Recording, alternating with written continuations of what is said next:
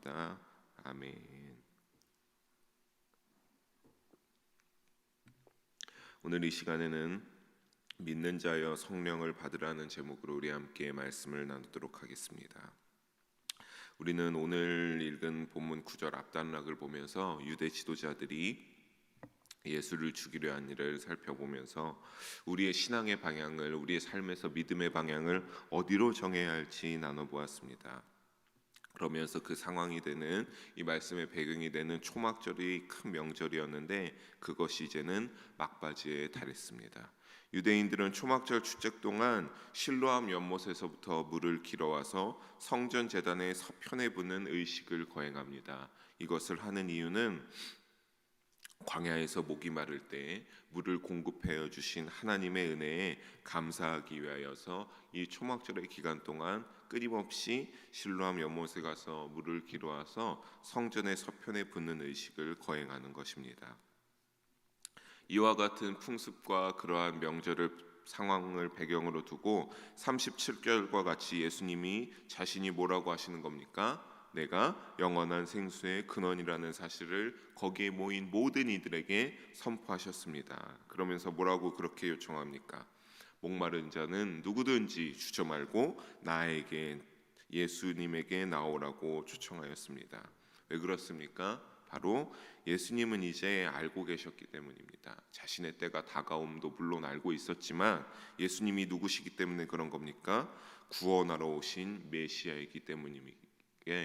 예수님께서는 목마른 자 누구든지 자신에게 나오라고 초청하셨습니다.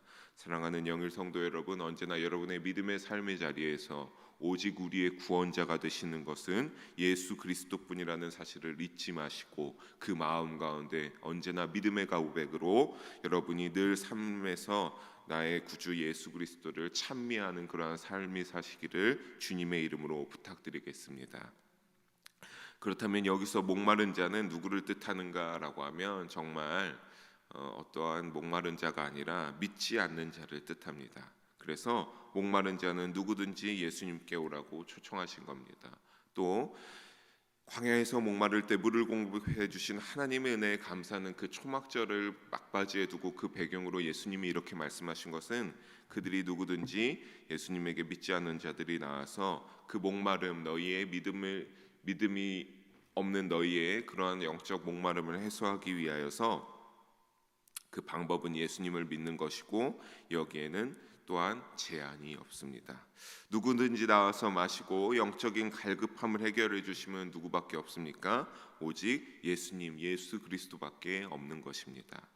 요한복음에서 이를 먼저 말씀하신 적이 있습니다. 바로 요한복음 4장에 나오는 사마리아 여인과의 만남입니다. 예수님은 갈릴리로 가시면서 사마리아를 통과하시고 그 가운데 수가라는 동네를 들으시게 됩니다. 거기서 바로 사마리아 여인을 만나게 됩니다. 여러분, 당시에 어떠한 유대인과 사마리아인의 관계는 말씀하지 않으셔도 알 것입니다. 굉장히 적대적이고 서로는 관계가 좋지 않았습니다. 하지만 예수님은 그 동네를 지나면서 이 여인에게 물 한 잔을 요구하셨습니다. 굉장히 피곤한 가운데 그 여인에게 물을 한 잔 달라고 하시고 그 여인에게 너가 준 이 물이 다시 목이 마를 수 있지만 내가 주는 물을 마시면 영원히 목마르지 아니하고 영생하도록 솟아나는 샘물이 된다라고 그 사마리아 여인에게 말씀하셨습니다. 사랑하는 성도 여러분, 예수님을 온전히 받아들이고 놓치지 말고 늘 여러분의 삶에서 그리스도의 솟아나는 샘물로 충만하시기를 주님의 이름으로 부탁드리겠습니다. 그래서 38절에 우리 사마리아 여인에게 말한 것과 같이 또 오늘 본문의 38절에 그와 같이 우리가 어떻게 되는 겁니까? 우리가 믿게 되면, 예수님을 믿게 되면 어떻게 합니까? 영생하도록 우리의 배에서 솟아나는 샘물이 그 배에서 흘러나게 된다라고 하셨습니다. 여기서 생수의 강은 바로 누구십니까? 그리스도를 믿는 자가 받을 성령을 가리킨다고 39절에서 가리키고 있습니다. 말씀하고 있습니다. 즉 믿는 자들이 성령을 받게 될 때, 또 믿지 않았던 자들이 믿게 되어서 성령을 받게 될 때 누구든지 어떻게 된다라고 하는 겁니까? 그 배에서 생수의 강이 흘러넘치듯 우리는 예수님 안에서 주님의 은혜를 느끼며 넘치는 만족 가운데 있게 되는 역사가, 그 삶에 바뀌는 삶의 자리가 우리에게 있게 되는 것입니다. 그래서 에베소서 2장 18절에 보면 이는 그로 말미암아 우리들이 한 성령 안에서 아버지께 나아감을 얻게 하려 하심이라라고 말씀하셨습니다. 무엇이면 우리 둘이라고 하는 것은 누구랑 누구겠습니까? 여러분 개개인의 믿는 자와 예수님과 함께 우리가 누구에게 나아간다? 우리가 한 성령 안에서 아버지께 나아감을 얻게 하려 하심이라. 우리가 결국 성령 안에 있게 될 때 어떻게 되는 겁니까? 예수님과 함께 아버지께로 나아가게 된다라고 하는 것이죠. 예수님께서 약속한 성령은 믿는 자들로 하여금 영생과 축복의 근원이 되시는 아버지께 인도하신다라고 하는 겁니다. 즉 하나님께 가는 그 길에 예수님과 우리가 어떻게 되는 것입니까? 함께 가게 되는 것이며, 이는 또 예수님과 함께 동행하는 것을 말하고 있는 것입니다. 뿐만 아니라 사도행전 1장 8절을 우리가 한 번 더 한 목소리로 읽도록 하겠습니다. 오직 성령이 너희에게 임하시면 너희가 권능을 받고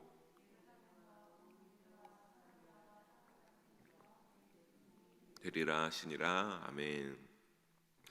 이 시대에 그리스도의 복음을 전파하는 자가 또한 되게 하시는데, 그냥 단순히 복음을 전파하는 자가 아니라 어떻게 한다라고 합니까?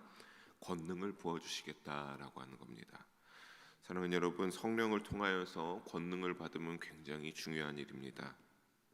왜냐하면 더욱더 힘있고 담대하게 복음을 전파하게 하기 때문입니다.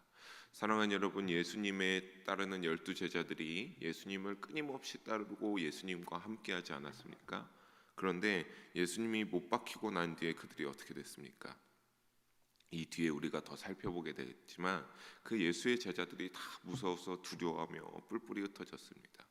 그러다가 이제 나중에 그들이 다락방에 모여서 그때에서야 기도하기 시작합니다.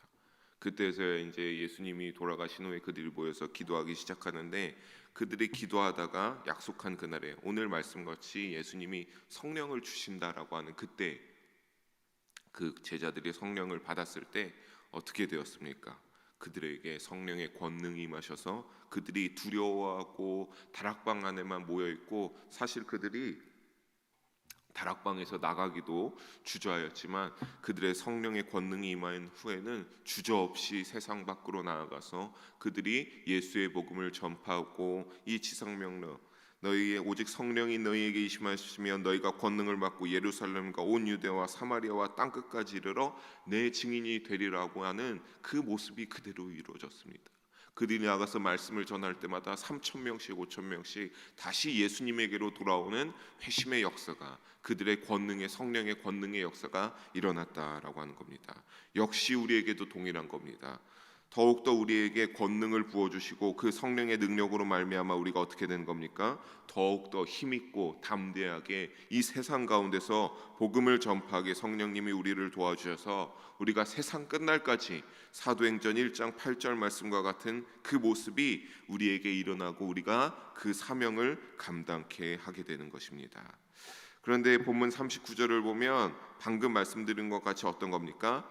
아직 예수께서 영광을 받지 못하신 고로 성령이 아직 저희에게 계시지 아니하시더라고 했습니다. 즉 성령이 우리 안에 거하심이 언제 이루어진다, 언제 이후에 이제 그때 온다라고 하는 겁니까? 아까 제자들의 그러한 경험과 제자들의 그 이야기처럼 예수께서 십자가 죽음과 부활 및 다시 하나님 나라로 올라가시는 일을 통하여 영광 받으신 이후에 우리에게 있게 된 일이라고 하는 것입니다. 다시 영광을 받으심으로 말미암아 어떻게 됐습니까?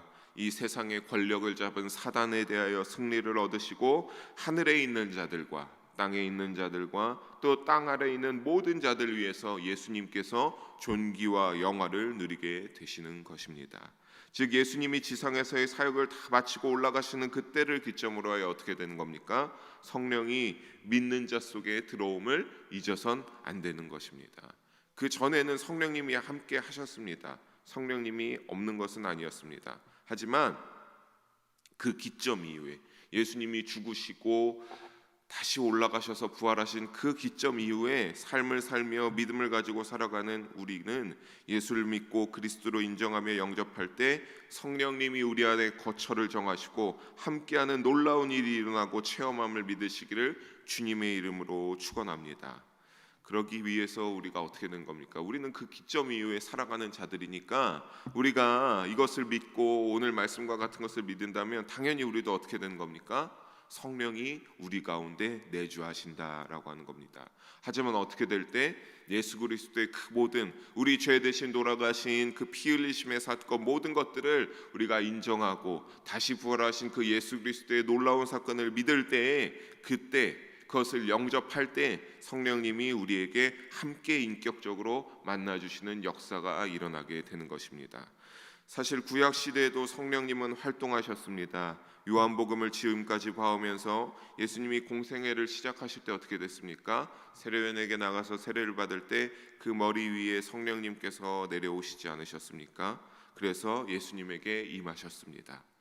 예수님의 지상 사역 기간 동안에 그래서 성령님께서 함께 따라다니고 예수님과 동행하며 활동하신 것입니다.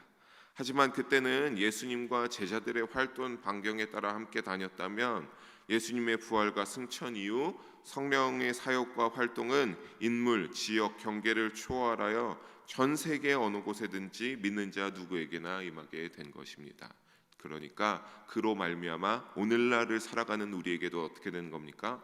성령님이 우리와 함께 하시고 우리에게 똑같이 활동하시면서 거하시게 되었다라고 하는 겁니다. 그런데 우리가 늘 성령님을 인정하고 성령님을 받고 살아간다라고 할 때 우리가 문제가 하나 있습니다. 그것은 무엇입니까?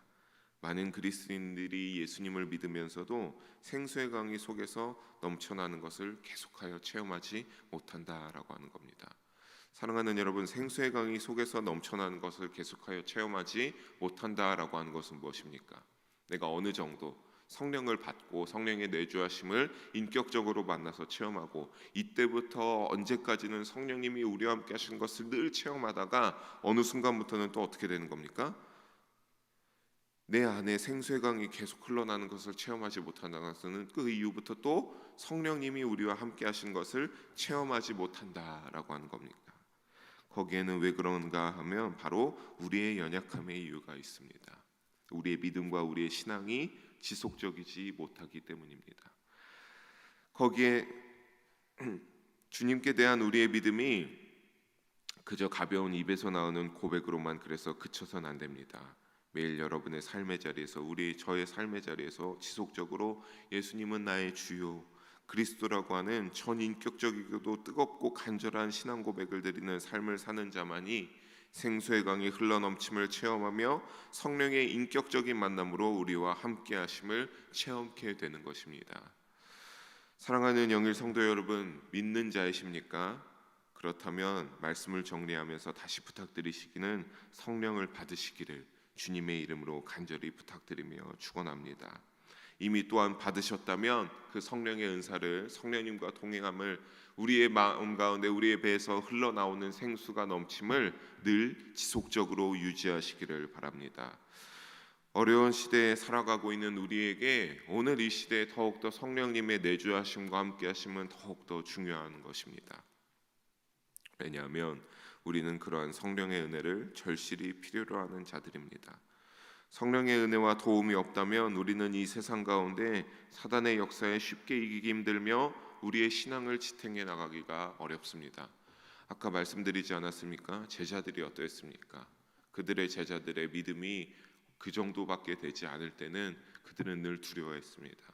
그 다락방에 모여서 나가기조차 어려워했습니다. 누가 나갔다 온다라고 하면 그것조차 되게 걱정하고 두려워하며 목숨을 잃지 않을까 염려했습니다. 하지만 여러분, 그들이 성령을 받자마자 그들이 언제 그랬냐는데 세상 가운데 뛰쳐나가 예수의 제자로서의 사명을 감당하다 그들이 감옥에 갇힐지라도 어떤 상황이 될지라도 그들이 목숨을 잃어 순교할지라도 끝까지 예수님의 제자로서 사명을 감당하며 믿음을 지키면서 살아가다가 목숨을 다하지 않았습니까? 여러분, 우리 역시 그들과 동일한 것입니다. 여러분, 성령의 도움이 없으면, 성령님이 우리와 함께 하시지 않으면 아니 됩니다. 더구나 오늘날 우리가 그들보다 더한 또한 광야 같은 때를 지나고 있다라고 한다면, 이스라엘 백성들은 거기서 어땠습니까? 하나님의 은혜가 아니었다면 지내기가 어려웠을 것입니다. 하나님이 때때마다 먹을 것을 공급해 주시고, 목마르다고 할 때마다 물을 공급해 주시고, 더울 때마다 구름 기둥으로, 밤의 온도가 떨어져서 추울 때마다 불 기둥으로 지켜가시는 것처럼, 우리가 광야와 같은 때를 지나고 있다면 이와 같이 우리도 성령을 통해 주님의 은혜를 공급받지 못하면 광야에서 버틸 수가 없습니다. 물 없이 하루하루를 버티는 것과도 같습니다. 우리가 믿는 자라면, 우리가 이 시대 가운데서 신앙을 가지고 있는 거라면, 다시 한번 부탁드리지만 성령을 받기 위해 주저없이 간절한 마음으로 기도하며 나아가시기를 바랍니다. 매일의 삶에서 주님께 전인격적으로 내 믿음을, 신앙을 고백하기 바랍니다. 뿐만 아니라 내 모든 삶을 주님께 위탁하며 지속적으로 믿음의 삶을 살아가야 할 것입니다. 사랑하는 여러분, 그냥 겉으로 가벼운 고백이 아니라 정말 진중하고도 치열하게 전투에 임하는 자세로 주님 앞에 고백하는 여러분이 되기를 바랍니다. 그럴 때 우리 연약함을 도우시는 성령께서 이러한 오늘 말씀과 같은 성령님과 동행하는, 그를 통하여 예수에 동행하고 하나님 아버지께로 가는 그 길을 가는 믿음의 삶으로 인도해 주시기를 주님의 이름으로 간절히 축원하며 기원합니다. 기도하시겠습니다. 사랑의 하나님 아버지, 오늘도 주님께서 함께해 주시고 인도해 주심을 감사합니다. 아버지, 언제나 우리의 믿음의 삶 가운데 늘 똑같지 않음을 주님께 고백하며 나아갑니다. 주여, 긍휼히 여겨주시고 불쌍히 여겨 주시옵소서. 아버지, 그를 통하여서 우리가 더욱더 믿는 자로서 믿음을 지키며 이 세대를 살아가는 가운데 있사오니 아버지, 우리에게 성령을 허락하여 주시옵소서. 또한 우리가 간절히 구하니 성령을 받기 원합니다. 그를 통하여서 이 시대에서, 이 세상 가운데서 주님 향한 믿음 지켜가며 온전한 제자의 삶을 살아갈 수 있는, 하나님의 자녀된 삶을 살아갈 수 있는 우리가 될 수 있도록 함께 하시고 복을 더하여 주시옵소서. 사랑이 많으신 예수님 이름으로 기도합니다. 아멘. 우리 찬송